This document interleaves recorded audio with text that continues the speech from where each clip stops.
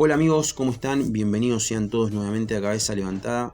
La selección uruguaya de fútbol acaba de ser eliminada del Mundial FIFA 2026. Acaba de caer ante España por 1-0 en el Estadio Akron de Guadalajara.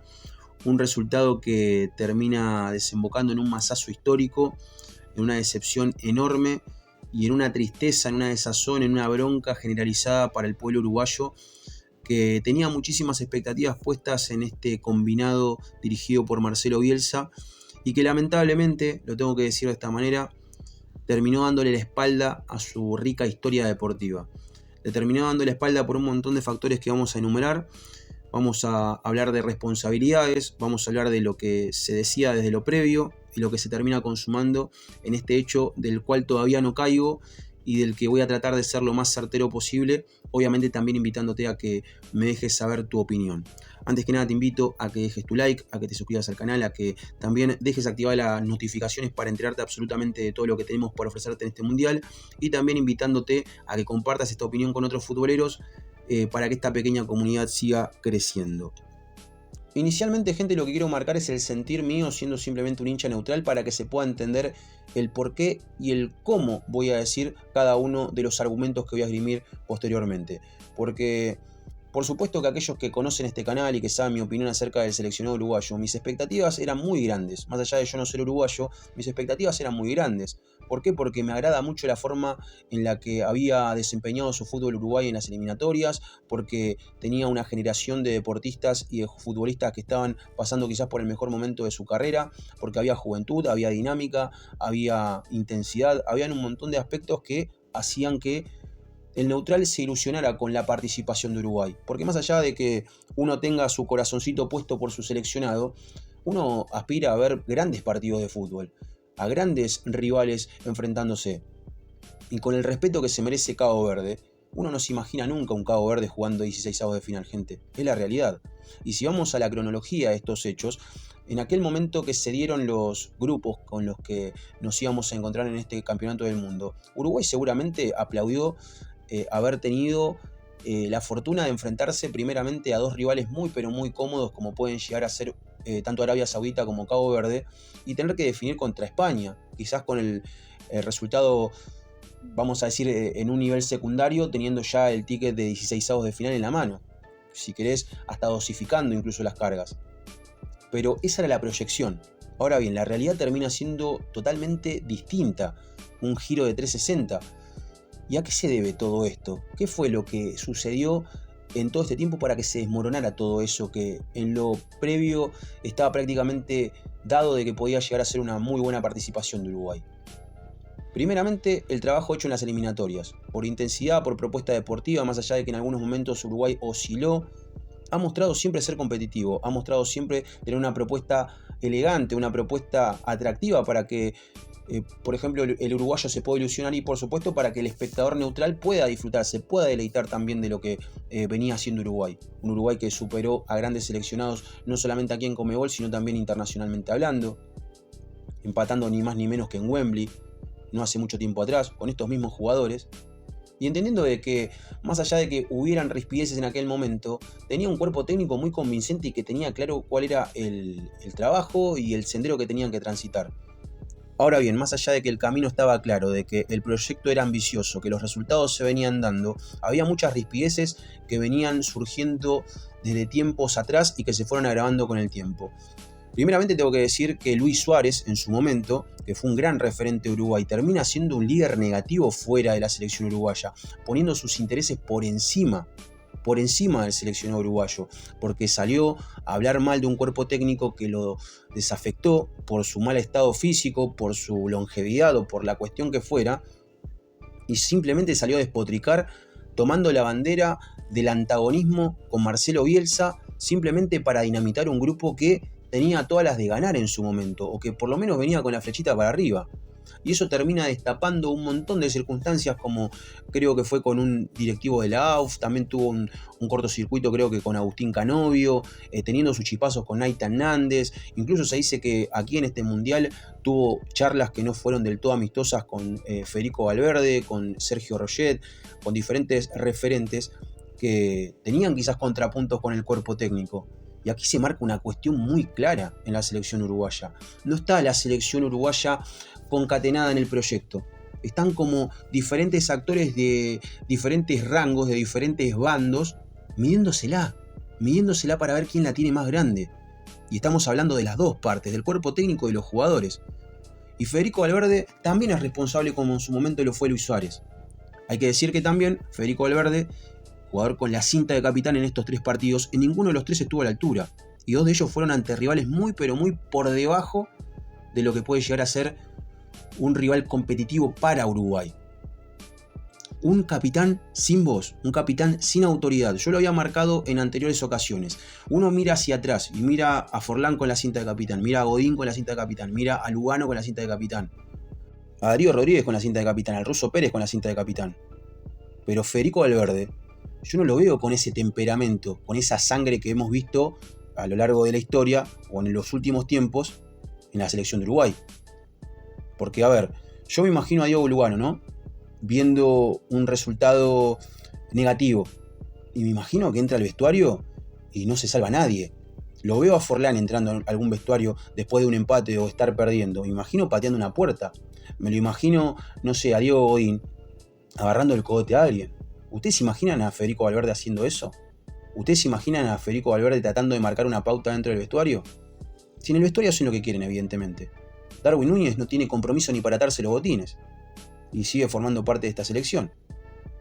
Muchas veces se puede llegar a especular de que los capitanes tienen incidencia para la convocatoria o no de los jugadores. En este caso, Darwin Núñez, falto de compromiso se lo ha visto en los últimos tiempos en Uruguay sin lugar a dudas, y eso no tiene que ver con lo que pueda llegar a ser o no Valverde.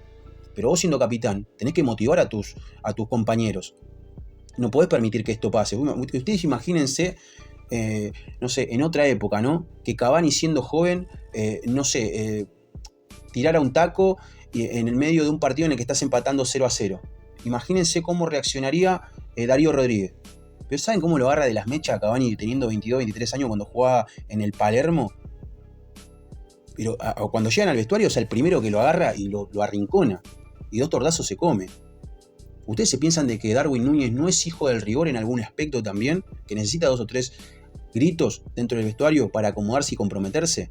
Porque yo lo veo muy comprometido por las trenzas, yo lo veo muy comprometido por el look, por los tatuajes, por todo. Yo lo veo muy comprometido por eso, por ser un modelo de revista yo lo veo totalmente comprometido. Pero para defender los colores de una selección yo no lo veo comprometido. Al igual que a Ronald Araujo, yo no lo vi en ningún momento comprometido. Y ahí también habla el ego de este plantel, del egoísmo de este plantel. Porque a Ronald Araujo, mejor dicho, no le importó absolutamente nada no cederle el cupo a otro compañero que estuviera bien físicamente sabiendo que él arrastraba una lesión y que se termina grabando en los entrenamientos previos. Porque si vos sos un jugador que deportivamente querés a tu selección, más allá de que te duela, como pasó con Leonardo Balerdi, vos das un paso al costado para cederle el lugar a otro compañero que pueda dar el 100%. No te quedás haciendo la previa como lo vimos en el partido ante Arabia Saudita o también como ante Cabo Verde, que el chabón entra con el pelo todo vestido, pintado de celeste, tomando mate, haciéndose el uruguayo número 1 de la historia. Loco, fuiste de vacaciones, simplemente fuiste de onda. Y Marcelo Bielsa tiene que contar un jugador menos dentro del plantel por un capricho tuyo, que capaz con la venia de los referentes del plantel se termina manifestando de esta manera. Con Georgian de Arrascaeta pasa exactamente lo mismo. Hoy no estaba ni siquiera para jugar 10 minutos Georgian de Arrascaeta. Y también es un tipo que como es referente se termina quedando en la concentración. Bielsa sabe que no lo puedas contar en la fase de grupos y aún así lo sigue manteniendo. Está bien, es un poco de responsabilidad de Marcelo Bielsa también, que tiene un montón de responsabilidad y no me quiero ir por las ramas. Pero si no hay un referente que estas cuestiones egocentristas que tienen muchos jugadores de Uruguay no las manifiesta puertas adentro, el vestuario se divide, el vestuario no se responsabiliza, al vestuario le da lo mismo. Porque yo los veo muy comprometidos por el peinadito, por el look, por la gorrita, por la pinta, pero por ser ese equipo combativo y ese equipo representativo que ha sido Uruguay en otra época, yo no los veo.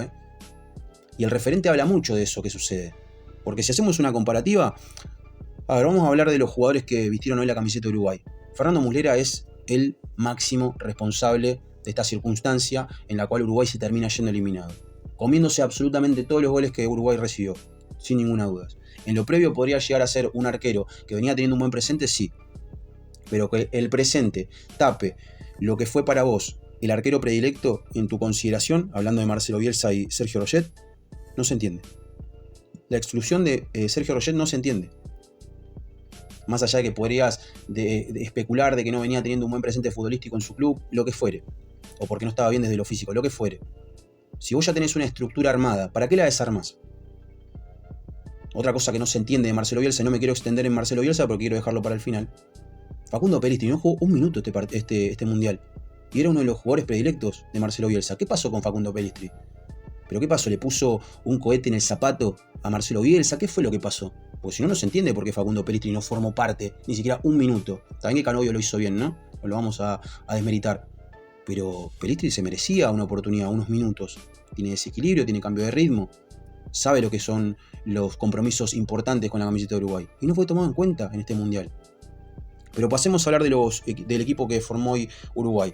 Guille Varela, estaba fundido desde lo físico. Yo no sé si tiene algún desgarro, algún problema muscular, pero si lo hicieron jugar así, o si el jugador fue irresponsable y se infiltró para jugar este partido, habla también del egoísmo del que estaba marcando anteriormente de parte de Darwin Núñez y de Ronald Araujo. No cederle el espacio a un jugador que esté mejor. Ya sé, ¿quién va a ser el lateral derecho de Uruguay si no es Guille Varela? ¿Valverde? No, o sea, no tenés garantías en ese sector. Y Guille Varela creo que fue de lo más prolijo que hemos visto en Uruguay. Pero estaba fundidísimo hoy. Obviamente que no lo voy a comparar con Maxi Pereira porque pierde por goleada, pero es lo mejor que tenés en el nivel derecho. Y no tenés a Naitán Nández. Que ahí podríamos sumarle otra cucarda negativa a Marcelo Bielsa. Defensa central marcada, mejor dicho, por una defensa central atípica. Una defensa central atípica con Sebastián Cáceres, que es un defensor central cumplidor, pero que no termina siendo ese tipo de cacique que necesitas.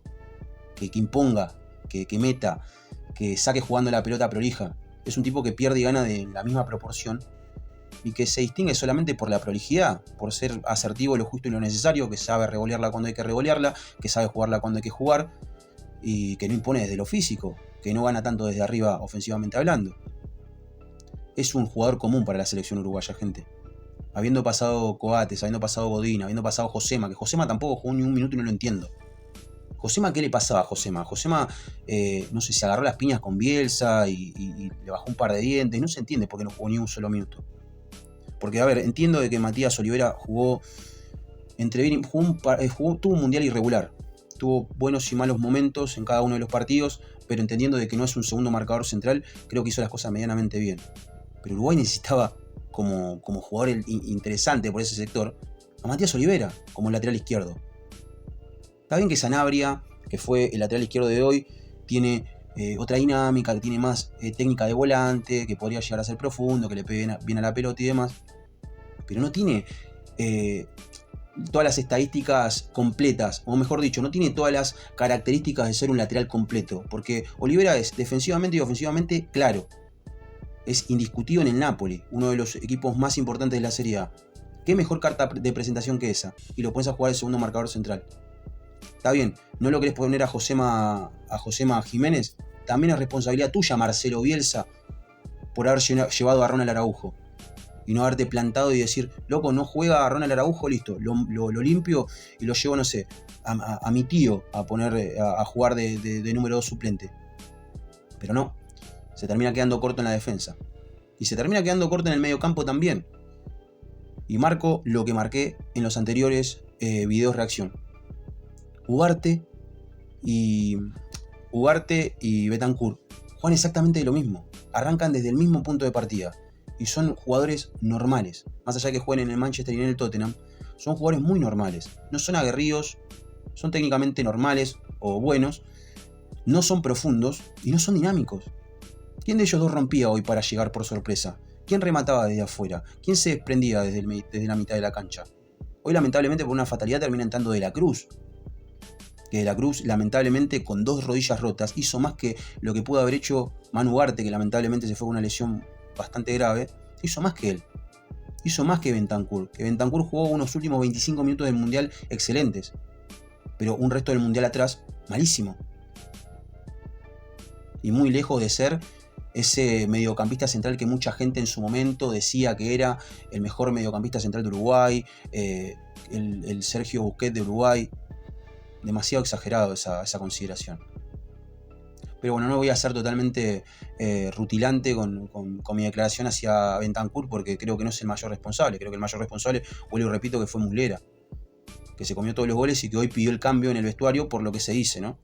No tengo claro porque esta reacción la estoy haciendo posterior al partido y no sé lo que se está declarando, no sé lo que habría dicho Bielsa en conferencia de prensa y me enteraré después.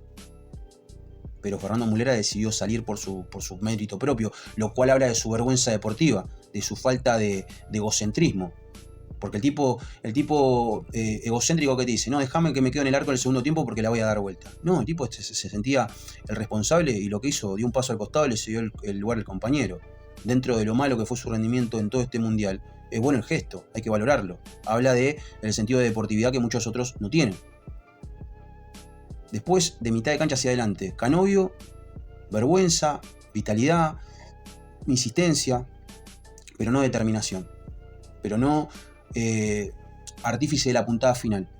Porque cuando había que tocar la tecla, la tocaba siempre equivocada Canovio. Cuando había que tirar un centro, remataba. Cuando había que rematar, tiraba el centro. Hacía lo que la jugada no pedía. Pero jugadores así sí contagian. A Canovio, ¿qué le vas a decir? Corrió los 90 y pico de minutos prácticamente como el llanero solitario. Porque Guille Varela, como dije anteriormente, estaba fundido. Y las pocas veces que pasó el ataque decidió mal. En el centro del ataque, Darwin Núñez. ¿Qué hizo Darwin Núñez? Rebotó todas mal las pelotas, cayó varias veces en offside, no tuvo ninguna chance clara, también por la pericia defensiva de España, pero no le lustra ni los zapatos al Darwin Núñez de hace 2 años atrás. No tiene ni la potencia, ni la velocidad, ni la determinación, ni huele sangre como lo hacía antes. No sé qué habrá pasado con Darwin Núñez. Yo no sé si tuvo algún problema que le perforaron, no sé, una arteria y perdió 450 centímetros cúbicos de sangre. No, mucho más que eso. Y el tipo hoy en día está jugando con una capacidad sanguínea menor a la que un ser humano puede llegar a tener. No entiendo bien lo que está sucediendo con Darwin Núñez. ¿O será que ya se siente hecho desde lo económico y eso le da lugar a tomarse esta licencia de estar en un cumple en un partido? Yo la verdad no lo entiendo. Recontra repudiable lo de Darwin Núñez. Si era para chiflar lo de Valverde, que hay que mencionarlo al final, si es repudiable lo de Federico Valverde por ser un capitán sin personalidad y ser futbolísticamente quizás de los puntos más bajos de Uruguay, teniendo que ser quizás, porque a ver, vuelvo y repito lo que vengo diciendo, y perdón por ir y venir, vuelvo después. Federico Valverde es un jugador que juega prácticamente todos los partidos en el Real Madrid. ¿Qué le tenés que exigir a Federico Valverde? Le tenés que exigir fútbol, le tenés que exigir rendimiento, y porque es el capitán le tenés que exigir el doble, porque como dije en otros momentos, a Ener Valencia hay que exigirle mucho porque es el capitán. No hace goles, tiene que marchar al banco. James Rodríguez exactamente lo mismo, tiene que marchar al banco. Por ejemplo, Messi, siendo ya un jugador de 39 años, siendo diferencial para su equipo, tiene que seguir demostrando por ser el capitán también. Y lo viene demostrando. En Colombia, James Rodríguez no viene haciendo las cosas bien y se le exige por lo que ha demostrado futbolísticamente, por su pasado no tan lejano de haber sido un jugador de élite. Por eso se le exige.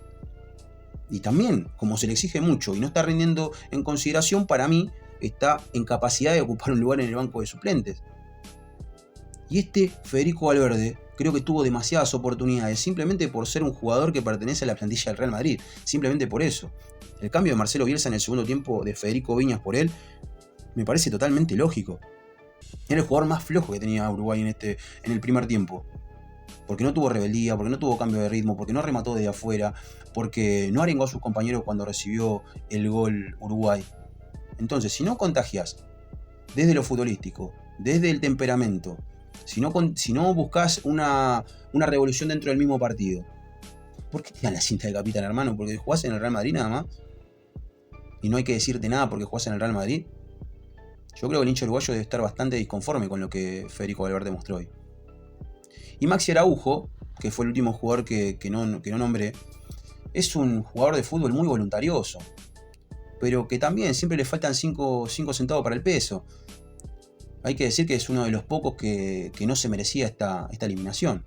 Porque vamos a la realidad, 3 o 4 jugadores de este seleccionado uruguayo no se merecían irse de la forma en que se van de este mundial. Con ese dolor en el pecho, con esa decepción de haber dejado atrás una historia que fue una pesadilla, no se lo merecían. Podríamos nombrar a Sebastián Cáceres, que recién lo sacudí porque es un defensor normal. Hizo las cosas medianamente bien. No se merecía este final. Quieren ponerlo a Bentancur porque cumplió, más allá de que a Bentancur también hay que exigirle, no se confunda, pero está bien. Bentancur no se lo merecía por lo que mostró en el segundo tiempo, listo. Bentancur tampoco se lo merecía. Maxi Araujo tampoco se lo merecía, porque dentro de sus limitaciones futbolísticas fue profundo, insistió, con sus limitaciones desbordó, remató, metió 2 goles. ¿Qué más le puedes pedir? No se merecía este final. No se merecía este final. Y Agustín Canovio, más allá de que se pasó de rosca y algunos pueden decir que vendió humo, que eso lo sabe solamente él, es un tipo que no paró de correr y que fue quizás de los únicos puntos de esperanza que podíamos llegar a marcar en este seleccionado uruguayo que se termina yendo temprano a casa. Pero Uruguay, en los jugadores que acabo de nombrar, no encontrás 2 o 3 tipos que puedan llegar a pegar un grito dentro de un vestuario. No me imagino a ninguno, pegando un empujón, pegando un grito, tratando de acomodar el vestuario, arengando. Y dentro de la cancha tampoco lo vi. Ustedes vayan a ver las acciones de cruces en el juego, en el cual, no sé, se aglutinan varios jugadores. Hoy España parecía Uruguay. Yo lo veía a Cucurella y a Cubarsí yéndole a reprochar al árbitro y yendo a prepotear a un jugador uruguayo. Y parecían uruguayos ellos, no parecían uruguayos los que son uruguayos, nacidos en Uruguay. Yo me acuerdo, de repente, no sé, voy a poner un ejemplo que puede llegar a haber pasado o no. Luis Suárez, siendo joven, cuando jugaba en el Ajax, le pegan un patadón en la mitad de la cancha yéndolo a anticipar. ¿Saben cómo va el ruso Pérez, Maxi Pereira, el Palito Pereira, Godín, Carini, Muslera, el que sea? Se van todos al humo y los empiezan a pechear. ¿Ustedes ven en este seleccionado uruguayo alguien que vaya a pechear? ¿Alguien que vaya a copar la parada? Si vemos esa circunstancia es simplemente una pantalla. Es una mueca que hace el jugador simplemente para demostrar que está presente y que le interesa un poco su selección. Pero totalmente decepcionante el nivel espiritual de este seleccionado uruguayo. ¿Que tenía fundamentos futbolísticos en las eliminatorias? Sí. ¿Que había esperanzas en torno a este plantel? Sí. ¿Que yo tenía esperanzas y que por supuesto mis expectativas eran positivas? Por supuesto que también. Y como las exigencias son altas, por supuesto que la contundencia del resultado negativo en torno a mi opinión tiene que ser también consecuente a lo que pensaba antes. Tengo que ser categórico también. Porque si tenía grandes expectativas, esto se termina convirtiendo en un gran fracaso. Y un gran fracaso también por su líder, por Marcelo Bielsa, el hacedor de un montón de fracasos deportivos. Muy adulado, muy querido, un tipo que es antisistema en un montón de cosas, pero también es parte del sistema, es como que la juega de anti, pero también juega para adentro. Un tipo bastante camaleónico y un tipo bastante raro dentro del fútbol. Pero que también detonó el vestuario, quemándole la cabeza a los jugadores en lo previo, teniendo el trato que tuvo con la prensa, horadando incluso la relación armónica que tiene que haber en la previa de un mundial, tomando decisiones absurdas o decisiones que no se entendieron, tomando determinaciones también en el momento previo que no se entendieron, dejando sin minutos a jugadores como Josema Jiménez, a Roget, a Pelistri, y nadie entiende por qué. Dándole menos minutos de los que merecía el fútbol de la Cruz, un jugador interesante e importante en un momento de Uruguay, y que hoy en día prácticamente no suma minutos. Está bien, se entiende que no estaba bien desde lo físico, pero si sabes que te puede aportar con la pelota en los pies, y hoy lo demostró, ¿por qué no lo dejas jugar 30 minutos en cada uno de los partidos para intentar ver si te da la profundidad que necesitas? No había un solo jugador que pudiera hacer un cambio de frente, y Nico de la Cruz te lo puede hacer de izquierda o de derecha. Todas son decisiones totalmente absurdas y negativas de parte de Marcelo Bielsa. Pero también actitudes que hablan desde la soberbia y desde el ego también. Porque el tipo se sabe grande dentro del fútbol, se sabe respetado dentro del fútbol. Y lo que hace con los periodistas es injusto. Lo que hace muchas veces victimizándose es injusto. Sintiéndose el centro de las críticas de manera injustificada es injusto también. Porque a uno, no porque seas Marcelo Bielsa, no te van a caer las críticas. Y no puedes ir con ese falso discurso de decir, no, yo soy el responsable porque yo le otorgué en menos minutos y hablar todo difícil para que la contundencia de tu mea culpa sea lo suficientemente clara. Marcelo Bielsa seguramente no va a continuar. Pero el no haber sido lo suficientemente salomónico en la forma de tomar decisiones hizo de que muchos jugadores explotaran internamente y que se generaran bandos y que se generaran divisiones y que se terminara rompiendo lo que durante toda una generación habíamos visto como una familia. en el ciclo del maestro Tavares. Porque yo les puedo asegurar que todos esos planteles hoy en día, los que formaron parte, son amigos. No fueron parte solamente de un plantel. Yo me lo imagino a Forlán yéndose a comer un asado con Maxi Pereira. Yo me lo imagino, no sé, a Diego Godín invitando a Lugano al cumpleaños de su mujer. Porque se notaba una familiaridad dentro de la cancha. Este equipo es como que le daba igual, era como jugar un partido en una canchita con los pibes de laburo. Le daba igual si ganabas, si perdías. Muchos aspectos que me estoy olvidando también que podríamos marcar, pero quizás lo marquemos en otro video. Pero un montón de factores y de síntomas que terminaron decantando en este fracaso deportivo. Y no hay que tenerle miedo a la palabra fracaso, gente.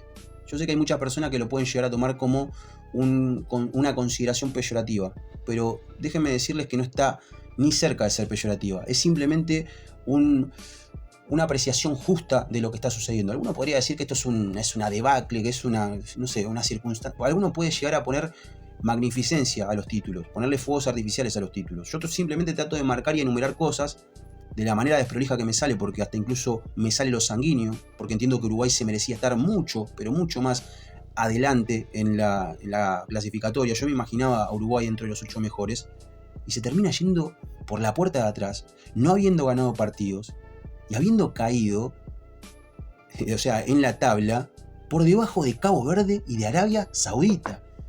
No es que en el grupo te tocó Alemania, te tocó Argentina, te tocó Brasil y fuiste a Uruguay y listo, sumaste 2 puntos. Y bueno, hiciste lo que pudiste. Te tocaron 2 malas tardes, sumaste 2 puntos y perdiste el último y bueno, te volviste a casa. Jugaste contra Cabo Verde y jugaste contra Arabia Saudita. Y no pudiste ser superior. Y ahí también puede haber un poco de injerencia del técnico, pero es toda de los jugadores.